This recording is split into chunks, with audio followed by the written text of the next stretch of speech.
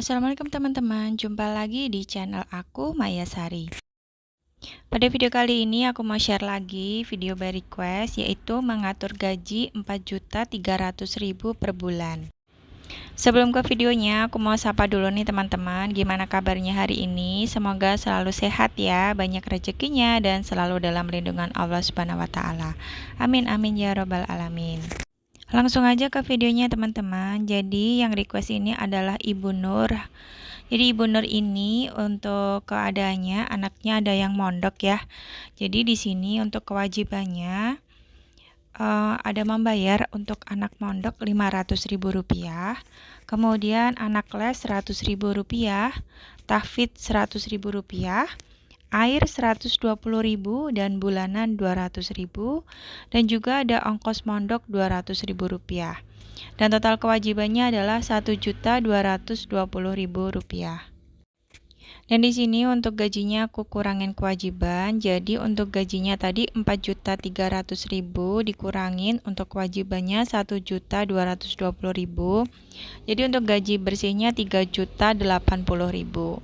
Nah, gaji ini yang akan diatur untuk setiap bulannya.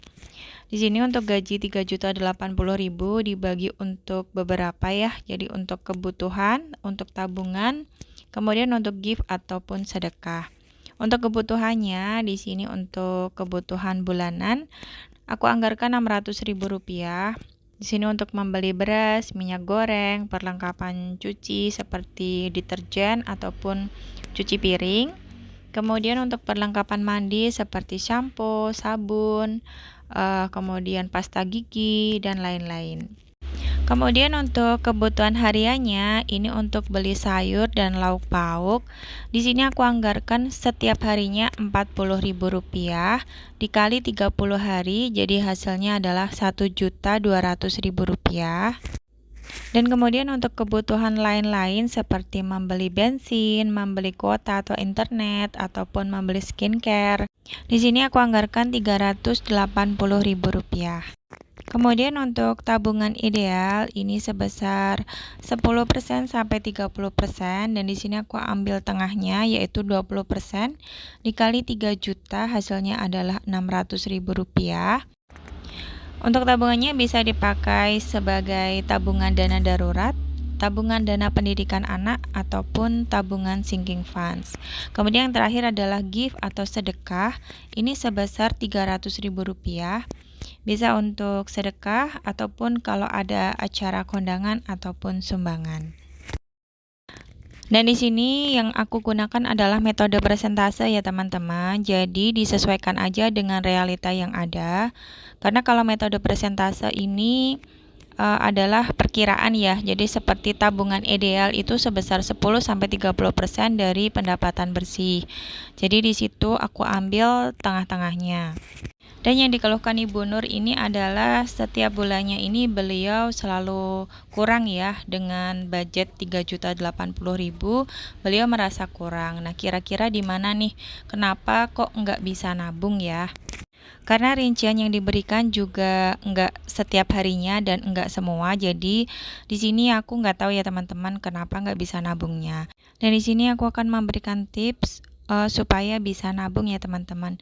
Yang pertama adalah mencatat pengeluaran setiap harinya. Nah, ini harus dilakukan ya teman-teman supaya kita tahu nih kemana aja uang itu pergi. Karena kalau nggak dicatat tiap harinya, kita nggak akan pernah tahu di mana nih letak borosnya. Dan yang kedua adalah membedakan pengeluaran menjadi 4 lorong. Yang pertama adalah lorong belanja bulanan, lorong belanja harian, dan lorong belanja keinginan ataupun jajan. Yang keempat adalah lorong belanja lain-lain. Dan di sini aku contohkan ini untuk belanjaan aku ya teman-teman. Di sini aku bagi 4 lorong: belanja harian, belanja bulanan, keinginan atau jajan, dan lain-lain. Di sini jangan salfok sama tulisanku yang jelek, karena di sini kan aku catatnya setiap hari, jadi tulisannya nggak usah bagus-bagus amat gitulah. Yang penting aku catat untuk pengeluaran tiap harinya dan bisa aku evaluasi setiap bulannya. Dan di sini kita akan tahu nih di mana letak borosnya. Jadi kalau misalnya seperti belanja harian, ini kan belanjanya untuk sayur dan lauk pauk. Ini kita bisa lihat kira-kira untuk belanja hariannya itu perharinya habis berapa. Dan kemudian lauk pauknya ini yang dibeli apa aja.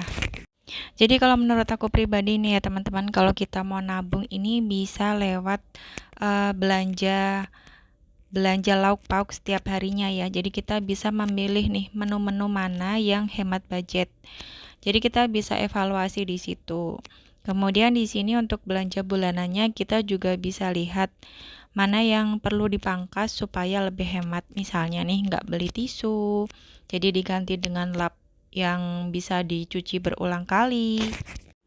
Jadi bisa memangkas uang belanja bulanan. Kemudian untuk keinginan atau jajan di sini kita juga bisa lihat kira-kira untuk jajan dan keinginan ini tiap bulannya habis berapa. Kemudian untuk yang lain-lain ini seperti biaya tidak terduga ya kalau aku nih teman-teman.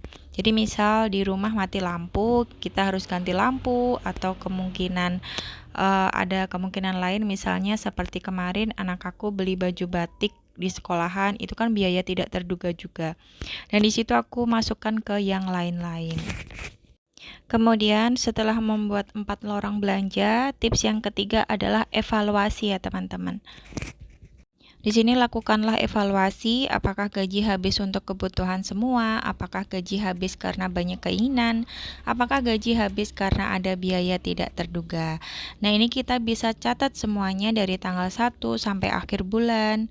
Dan kita bisa cek ya mana yang kira-kira boros gitu, teman-teman. Kalau misalnya bulan kemarin bulan September minus ditulis aja minus, kemudian kalau lebih ditulis aja lebih dan bisa ditabung.